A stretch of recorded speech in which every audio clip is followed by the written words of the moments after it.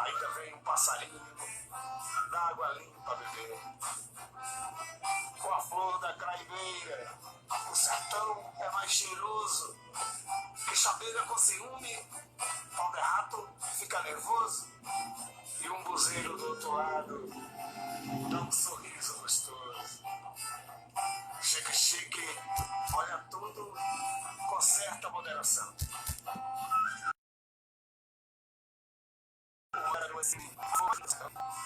Cabeça de frade diz, também sou filha desse chão. O sertanejo agradece a Deus com todo fervor, que a flora sertaneja é esperança e amor.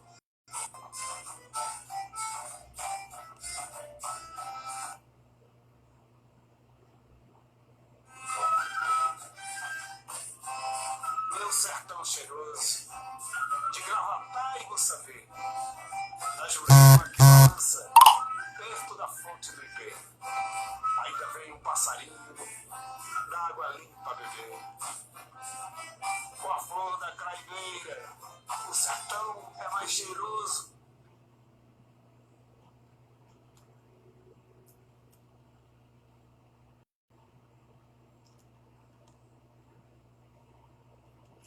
Boa noite, pessoas maravilhosas que estão aqui conosco neste dia da Caatinga, né? Caatinga, no dia do Observador de Aves. É um dia bem especial, não podia ser diferente para esse momento agora. A gente vai começar daqui a pouquinho a nossa live com o nosso querido Yuri. E vamos falar sobre vários temas envolvendo a fauna silvestre, né? A reabilitação e a soltura. O que acontece, o que é importante, como chegar até esse momento. Então, daqui a pouquinho, começando com o nosso amigo Yuri, só esperando ele chegar aqui. Cadê você, meu velho?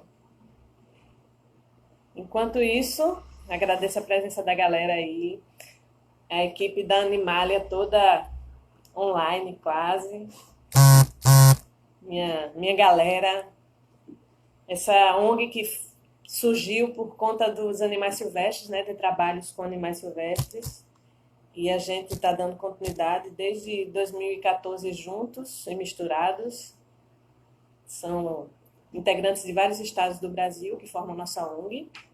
Paraíba, Minas Gerais. E a gente aqui,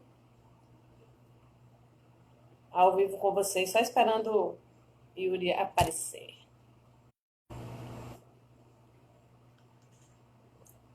Cadê você, Yuri? É verdade, Alisson. A galera da Neve de Barreiras aqui presente aí. Muito bom vocês aqui com a gente de novo.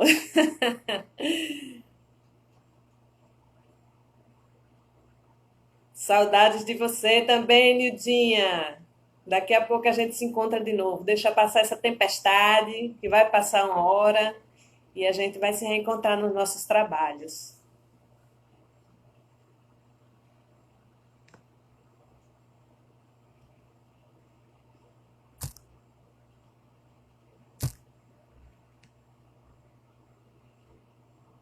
Yuri, já entrasse aí, eu não estou te achando.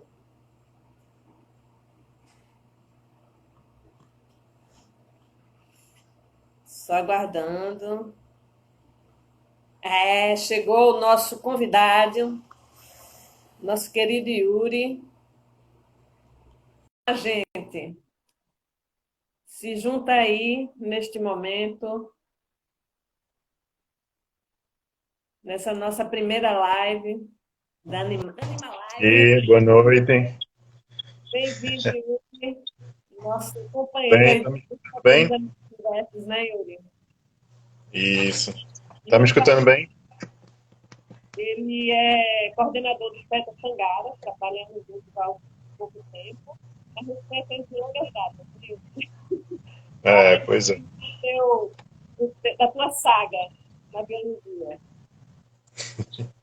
Pronto, então, é assim, né? Tudo desde o início sempre meio que se encaminhou para essa área de reabilitação e tudo, e fauna e etc, né? É engraçado que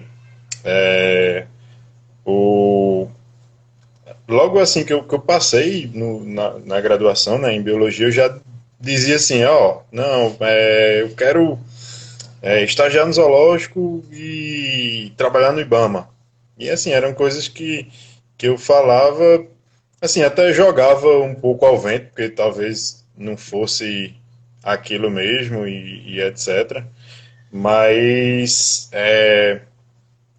era sempre por aí, assim, que eu estudava. Aí comecei bem logo no estagiando no zoológico, né?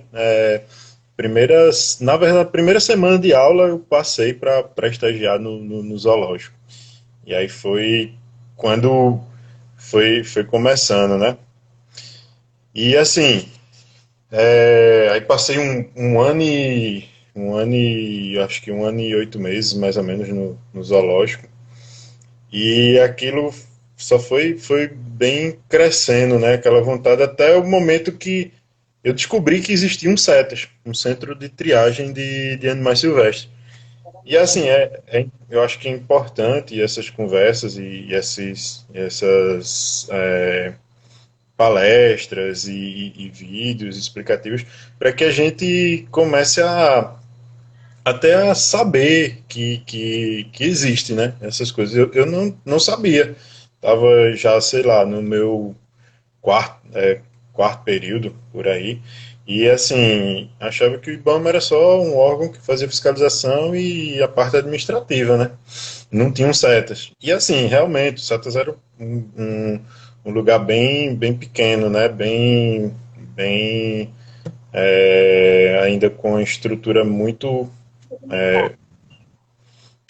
Isso. E aí foi onde a gente começou com essa história, né, poxa, e aí, essa, essa função real, né, do CETAS, que é devolver os bichos para a natureza, né, e também eu sempre me ative muito, assim, essa coisa de que a gente só pode dizer algo, assim, afirmar algo, se a gente pelo menos tentar, né, então eu escutava, como eu vim de zoológico e etc, né? E escutava, não, e tal, o bicho passou 5 anos, 10 anos em cativeiro, acabou-se, ou então foi criado filhote em cativeiro, pronto, não teve a mãe para ensinar, e eu, poxa, será que é assim mesmo? E etc. A gente não está subestimando toda a evolução dessa espécie, né? Tudo que ela, que ela vem, vem trazendo, né? Com sua história, né? Com a sua carga. Entendesse?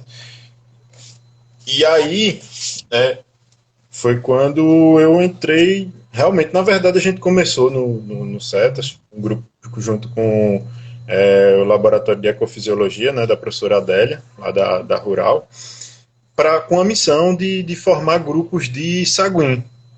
Por quê? Porque os saguins chegavam no CETAS e, é, e não podiam ser soltos individualmente, né? A gente sabia que as pessoas que tinha uma época que se tentava tudinho e de repente é, via os bichos sendo assim brigando, né? Porque é um animal grupal. Então a gente eu, Tatiana Clericuzzi, Marina também, Leonardo, e a gente foi com essa missão, né? De formar grupos de saguim.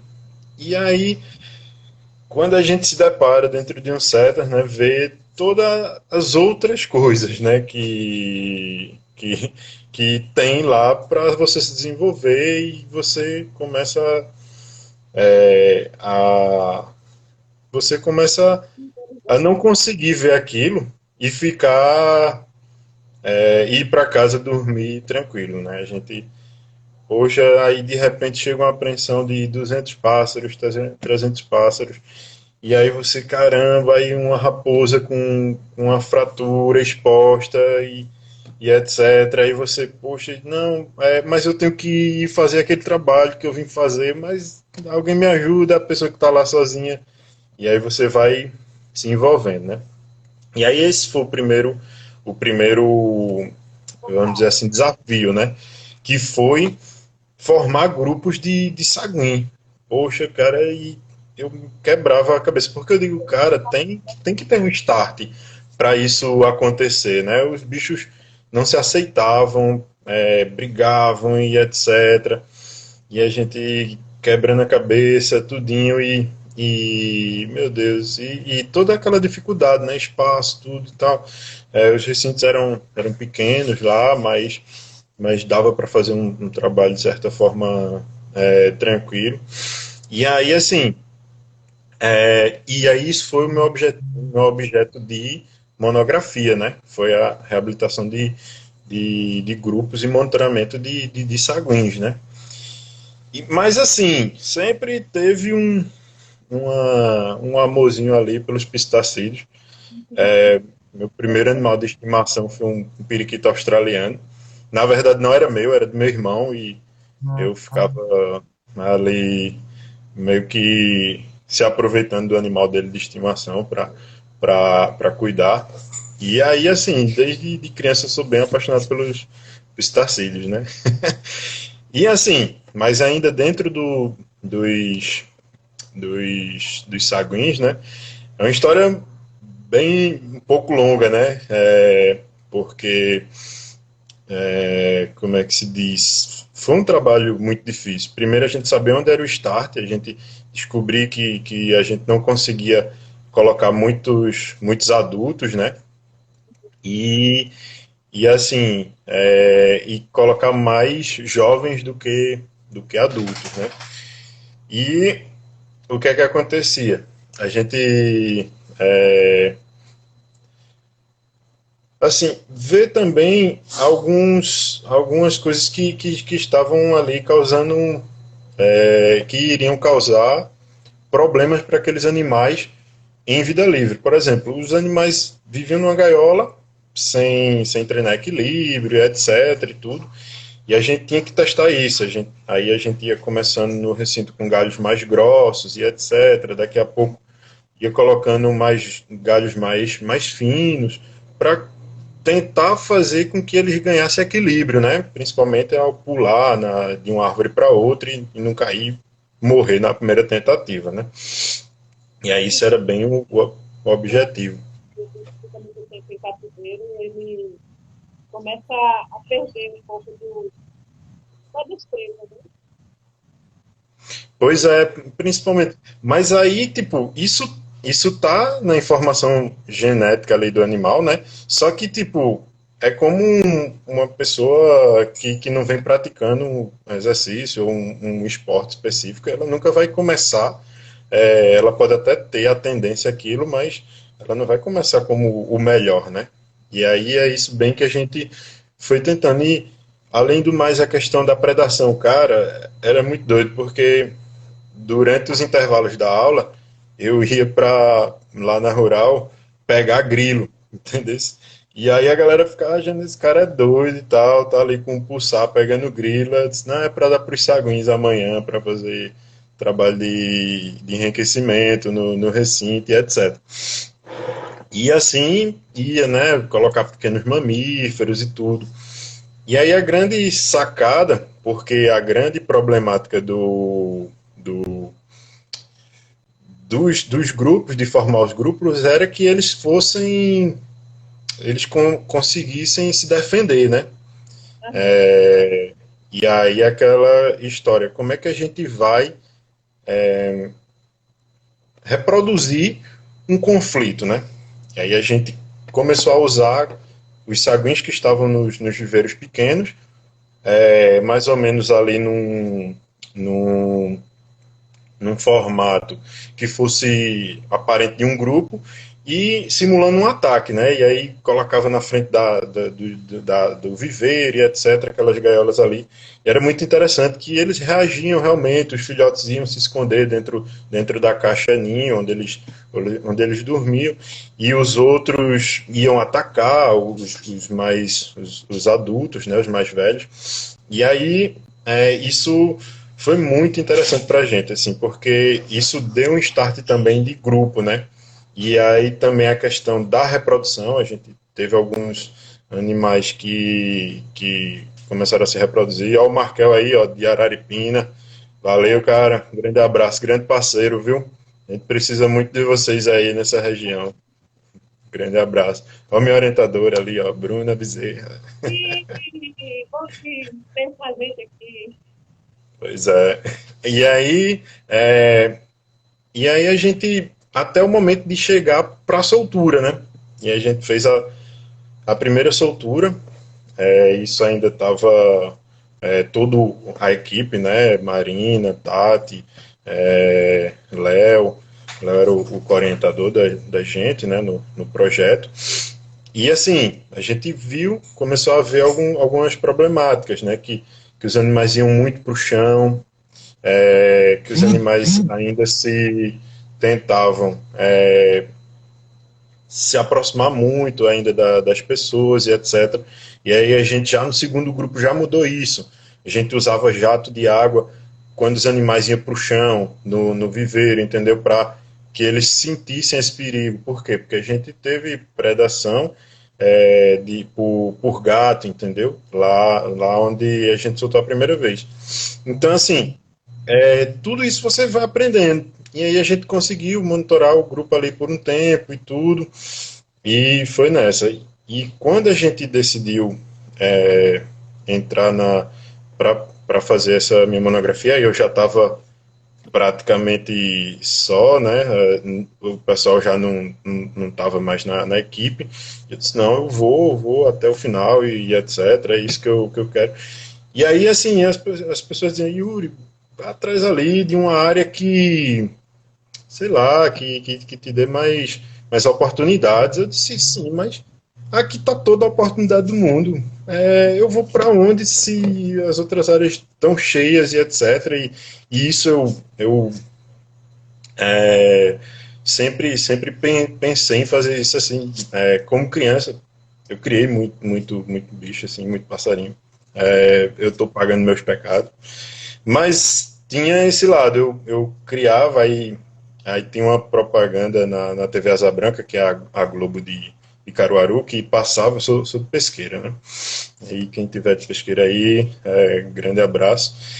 E aí, nessa propaganda falava assim, o que só restou para o passarinho no final, depois que ficar manso, né, foi cantar na gaiola. E aí, isso, toda vez que eu ia na feira, nas feiras livres, aí comprava uns passarinhos para criar, tudinho. E aí, quando eles começavam a cantar na gaiola, que ficava manso, eu, meu Deus do céu, eles estão tristes. Aí ia e saltava. Graças a Deus era tudo bicho da região, nenhum exótico e etc.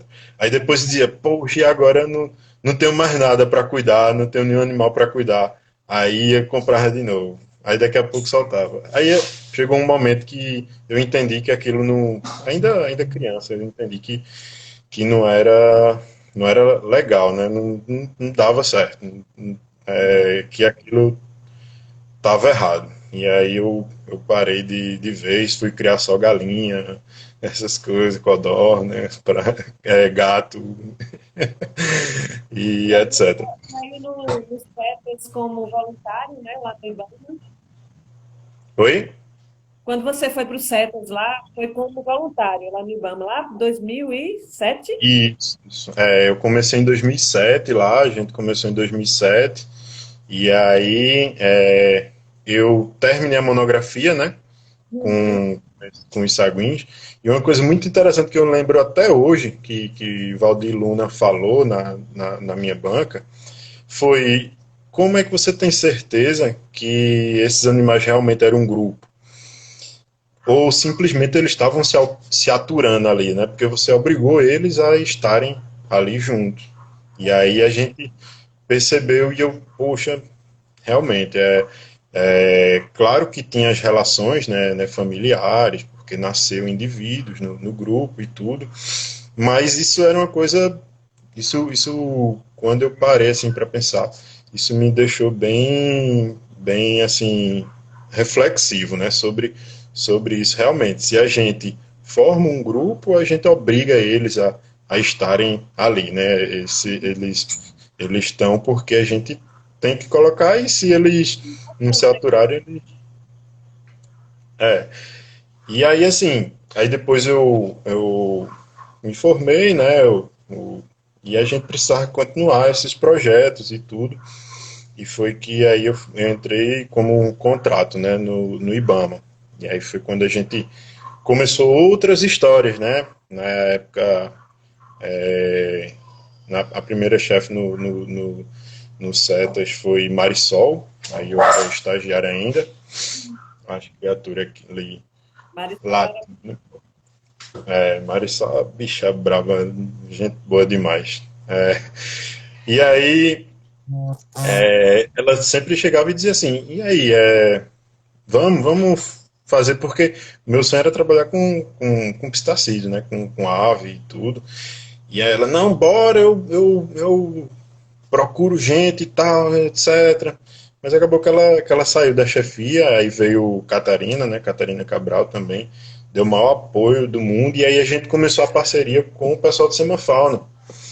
Isso em 2010 foi. E a gente fez a primeira viagem para levar um grupo de papagaio para o Semafauna, que foi exatamente no dia de São João. E aí, esse ano está fazendo 10 anos, foi quando começou o projeto Papagaio da Caatinga, né? E aí, assim, oi?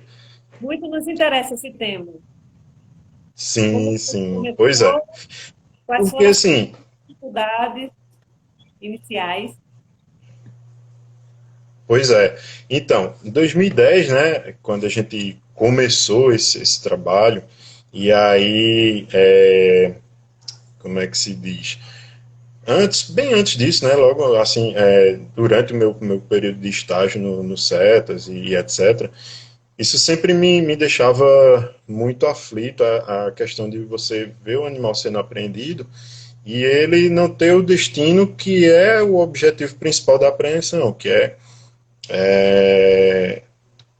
restabelecer aquele animal na natureza, né, e tal, desfazer o erro que foi cometido, né. E, e aí, isso me interessava bastante. E também, outra coisa, né? Dizer, poxa, será que um papagaio realmente não pode ser solto e etc. Tipo, eu nunca tinha visto um papagaio voando, realmente, assim. E essa era a pergunta. Todo mundo, não, 5 anos, 3 anos, não, ele veio filhotinho, ele não rola, ele não vai ser solto. E eu disse, cara, mas vamos testar, vamos provar por A mais B. Eu não sou o cara do tipo que digo, não, vamos soltar todos os animais. Não. Eu acho assim, que a gente tem que provar por A mais B. E além disso, mesmo a gente provando que não, eu acho que a gente tem a obrigação de inventar meios, entender disso. Não é só porque, não, para soltar todas as espécies. Mas pense bem, os saguins, eles não são animais com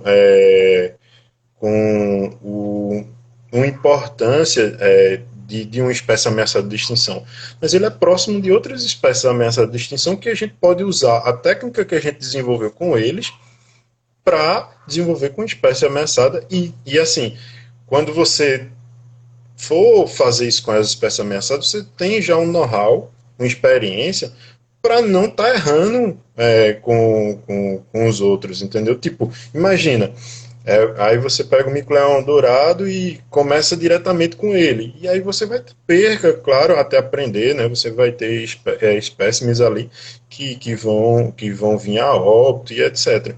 E aí, se você tem um conhecimento, ó, a gente tem que evitar que ele jogue pro chão, porque tem predadores no chão, entendeu? E aí, foi bem isso. E aí, falando nessa questão das. Eles são animais gregários da mesma forma e territorialistas. Então, uma Pois espécie é. comum pode ser usada como experimento para espécies ameaçadas. Isso é muito legal, né? Isso é bem aplicado nos CETAS, né, Yuri? Pois é, o CETAS ele é esse laboratório, né? Ele funciona dessa forma. Então, assim, quando você pensa que é, e aí, vamos trabalhar essa questão dos papagaios. Poxa, os papagaios eles têm que sair da vovozinha e ter uma serventia, nem que seja para um cativeiro de reprodução, não sei, entendeu? Mas vamos tentar. Aí, poxa, e agora? Caatinga, 2010 até e aí 2011, 2012 foram os 2 primeiros anos onde a gente passou tanto fazendo o teste da reabilitação, né? Ou seja, como é que a gente ia fazer, como ia formar os grupos, quais faixas etárias e tudo, e como desenvolver essa melhoria da musculatura, em quanto tempo esses bichos vão desenvolver musculatura, um bicho de 10, 20, 30 anos. E aí tudo isso era um mundo novo, né? A gente conseguiu a parceria diretamente do Semafauna, lá na Univasf, em Petrolina, e aí a gente conseguiu mandar o primeiro grupo. Por quê? A gente não tinha espaço para reabilitar papagaio no CETAS, né? Eu até brinco, digo que o CETAS, antigamente não era um CETAS, era um terreno 12 por 30, né? Porque já era, justamente era isso, era 12 metros por 30 praticamente. E era dentro da sede e a gente vinha brigando para que conseguisse uma área, o Ibama não tinha uma área conquistada para fazer o novo CETAS, tinha até verba para construir, mas não tinha o local, né? E aí a gente conseguiu o Semafauna bombando, né, com seus recintos muito bons, etc. Aí a gente, em 2010, quando levou, o corredor de voo ainda não estava pronto. Para vocês terem ideia, o corredor de voo ele tem 50 metros de comprimento, mais ou menos 25 de largura e 8 de altura. E aí o povo, poxa, que exagero de recinto e tal. Mas, cara, isso foi fundamental para a gente começar a reabilitação desses bichos. E aí foi quando a gente colocou o primeiro grupo. Esse grupo a gente levou, foi com o. Quem foi, né? Na viagem, a gente fez a viagem, saiu de 6 horas da tarde e às 18 horas, né? E foi uma viagem bem cansativa, porque a gente passou o dia todinho colocando os animais nas caixas e etc. Tudinho foram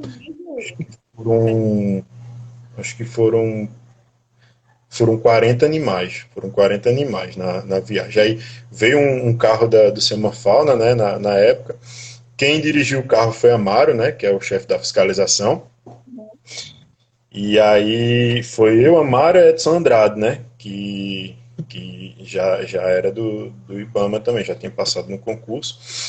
E a gente passou a madrugada viajando, chegou em Petrolina 4 horas da manhã, todo mundo morto, não sei como a gente não capotou aquele carro.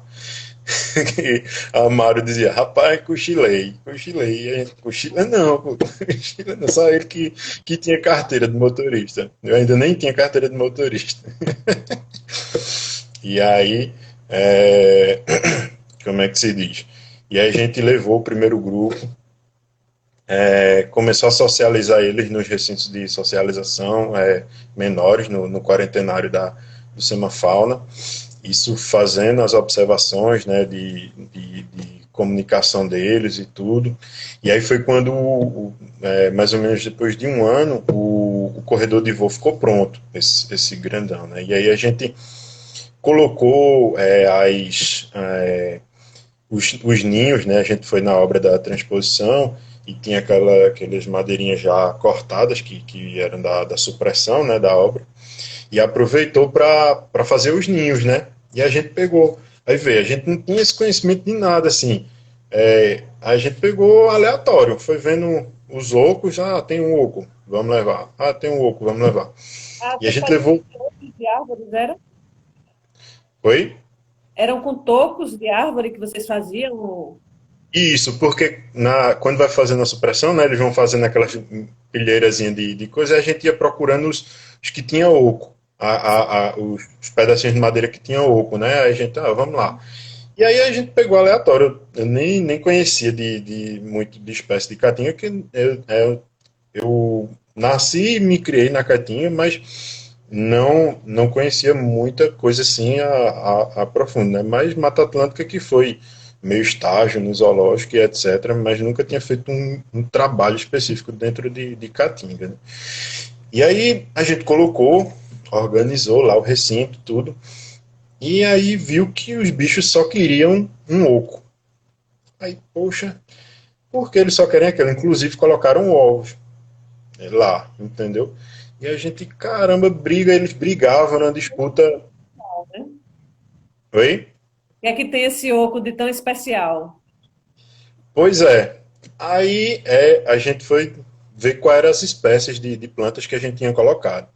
E aí aquela era um umburana. Aí tal, e aí eu conversando com as pessoas, né? Poxa, eles preferiram a umburana. Todo mundo chegava, comentava.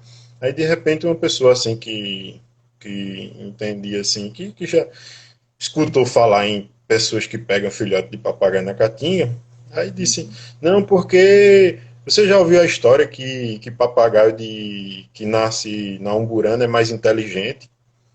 Eu disse, por quê? Ele fala mais e tal, os das catingueiras não fala não, são bicho meio, não fala e etc. Que onda? Aí eu fui pensar nisso, né, e fui ver a questão. E por que que eles preferem a umburana? A umburana é bem mais macia, mais fácil de cavar, né? E a catingueira é muito dura. E geralmente os troncos mais finos, os ocos seriam mais finos com menos espaço. E aí, poxa, ó, isso, o conhecimento popular sempre mostrando que tem algo a ver, né? Que, claro, os que conseguiam conquistar o tronco da umburana não necessariamente são os mais inteligentes, mas vamos dizer, os mais dominantes daquela área, né?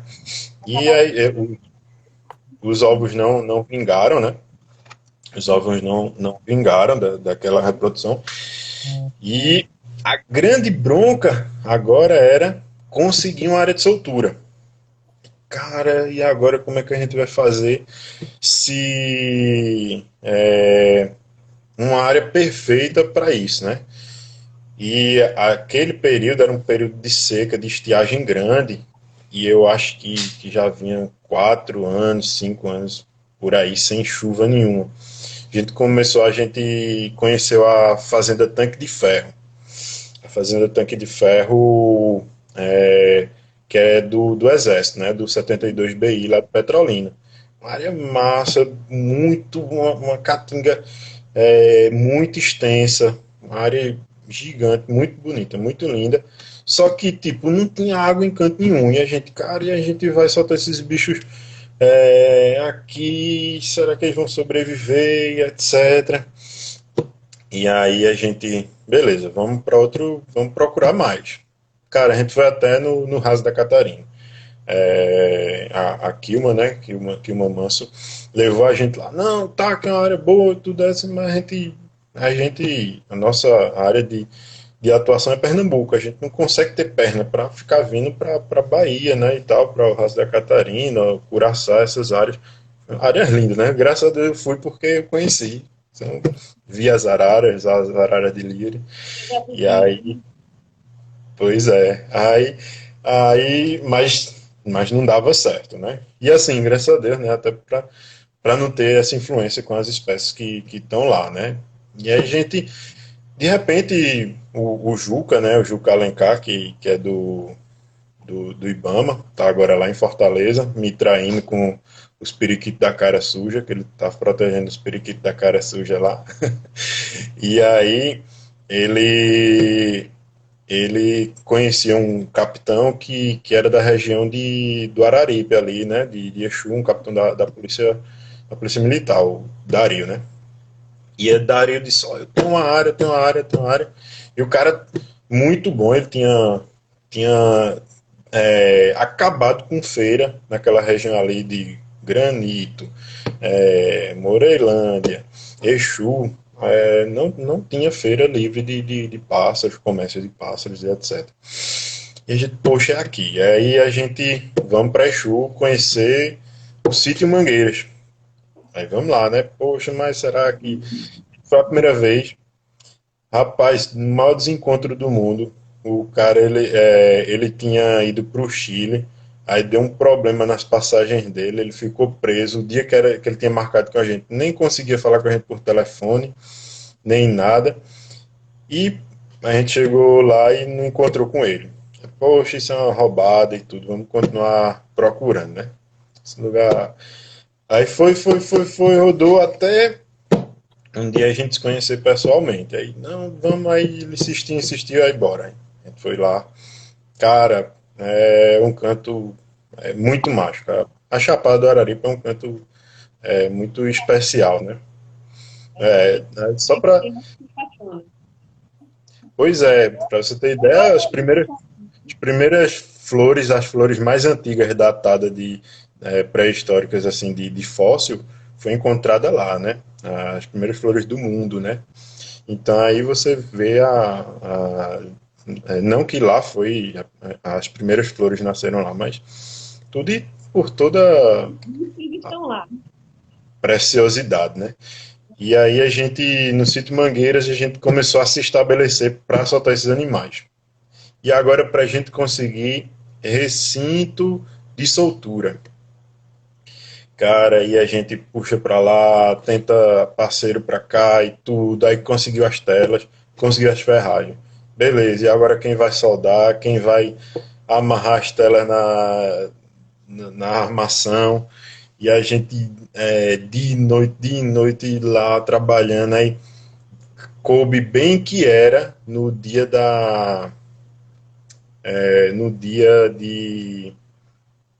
do centenário de Luiz Gonzaga.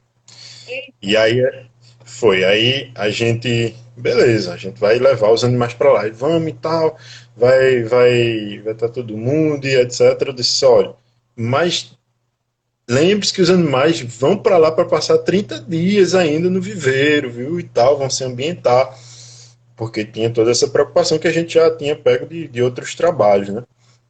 E o pessoal, não, e tal, tem certeza, tem certeza. Rapaz, é um despeça pra soltar. Eu disse, não tem como não. Eu passei 2 anos reabilitando esses bichos, a gente vai chegar e soltar de vez e botar tudo a perder. Não, só porque pô, deixa o Luiz Gonzaga curtir o momento dele. Aí o momento dos papagaios vai ser outro.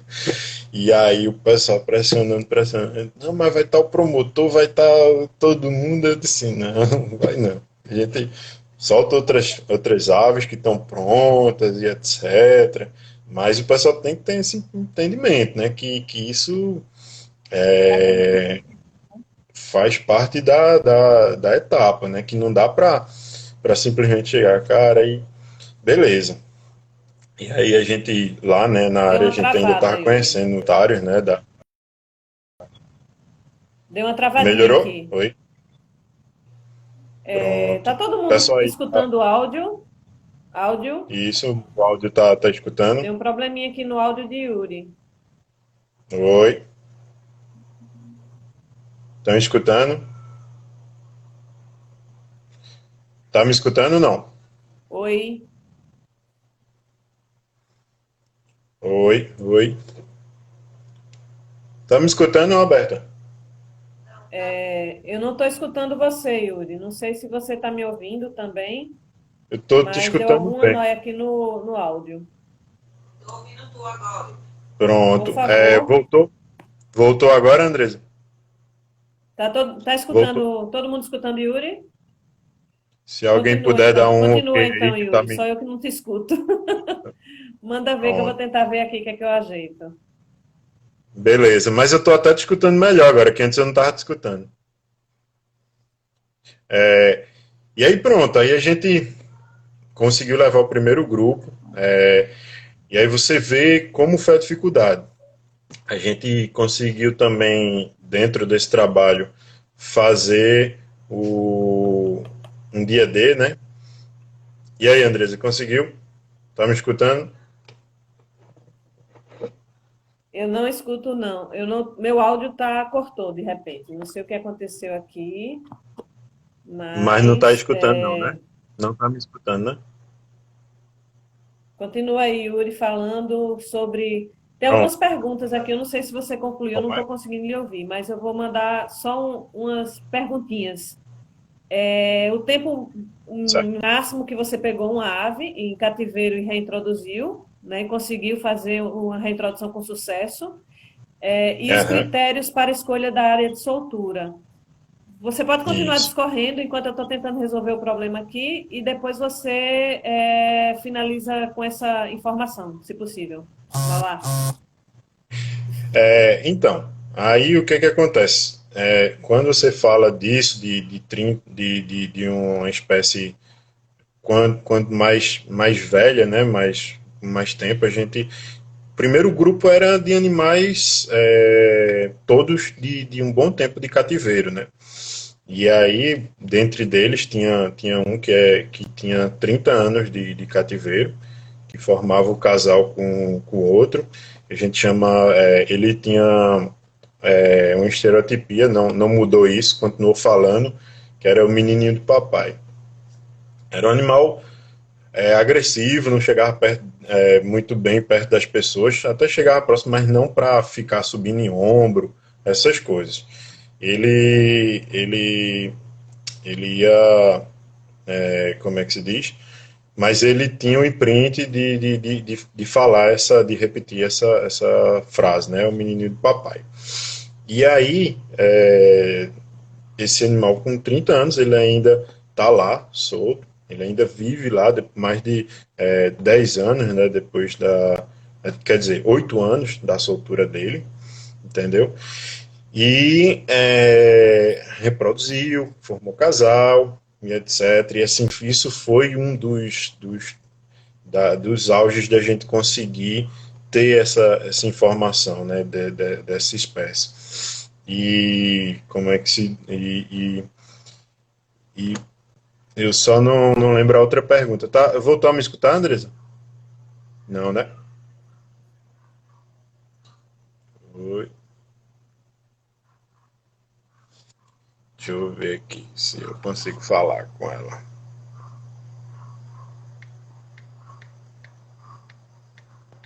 Voltei, eu botei o fone, estou escutando no outro sistema aqui e deu certo. A outra pergunta era o critério para a escolha da área de soltura. Sim, sim, pronto. Então, Estou te o ouvindo bem já. critério. Ótimo. Então, assim, no início a gente não tinha bem o critério. Era o quê? Era área pretérita para a espécie, né? Ou seja, que tinha ocorrência da espécie. Nesse caso, Exu, ele tinha o mais próximo possível que tinha da área, era 40 quilômetros, entendeu? Oi, Vanessa. Vanessa está falando alguma coisa ali, Vanessinha. Tudo bem, Vanessa? Vai escrevendo aí que eu tô vendo o que é que tu tá escrevendo, qualquer recado. E aí, o que é que acontece? O, Uhum. a gente, primeiro era isso, ter a espécie preternamente, mas como teve essa questão daquele período de estiagem muito Essa grande, pergunta da área de soltura é da sua orientadora, viu? eita, eu nem vi ela falando, tá vendo? Que bom. Ótimo. Aí, André Maia, tudo bem? Grande parceiro. E aí, o que é que acontece? Essa primeira área a gente não. Olha, ele já com a história de cheirão, tá vendo? O Roberto vai ficar com ciúme aí, viu, André? Para com isso, pô. Aí o que é que acontece? A gente teve que optar por uma área é, que era uma área que estava que tinha recurso, né, para a espécie, ou seja, recurso alimentar principalmente, e que não estava tão seco, com estiagem tão grande. E aí foi a escolha primeira de Exu. E Exu, lá no sítio, na Serra das Abelhas, no sítio Mangueiras, ele tinha a questão de como a espécie existiu lá, ela foi caçada, e aí, com isso, deixou de existir. Para você ter ideia, no Ceará existia um tempo que o governador pagava centavos de réis para abater pistacídeos, né? Porque eram predadores de milho, da lavoura, né? E aí, dentro disso, isso pesou bastante para a gente também, dentro desse histórico dali, de não existir mais a espécie, a gente fazer que aí foi o primeiro trabalho, foi uma reintrodução, mas não era em um bioma diferente, né? Existiam os históricos que a espécie, em um certo período do ano, subiam para a serra para se alimentar, principalmente do visgueiro, né? E aí, seu Raimundo, que, que era o dono lá da terra, né? Que já é falecido, mas a gente teve uma amizade que, de certa forma, me considero da família, tanto como eles me Sim. consideram da família. O Raimundo, uma, uma sabedoria imensa com suas poesias e etc. E ele dizia, né, não, eles vinham comer o visgueiro, e a gente matava na época, Yuri, fazia, o problema voltou para mim aqui certo? Tá escutando? Oi? e eu tô com um delay de mais de 10 segundos. Uhum. Deixa eu ver se minha internet. Roberta, tá escutando aí? O Eu tô meu. com delay, então eu vou encerrar essa transmissão e vou reiniciar, beleza? Beleza, beleza. Voltem aí, pessoal, voltem aí. Não, Ó, o pessoal disse que tá me ouvindo normal, Andres. peça Ó, o paciência da pessoal. galera aí, mais problemas técnicos. Fica com a gente, galera, fica com a gente. Acho que eles estão escutando. É que eu tô com delay de mais de 10 segundos. Eu falo e só. Aham. Eu tô te escutando normal. Me entender se eu tô escutando você normal. Você quer continuar e aí você vai Então, perguntando. um momento, já voltamos.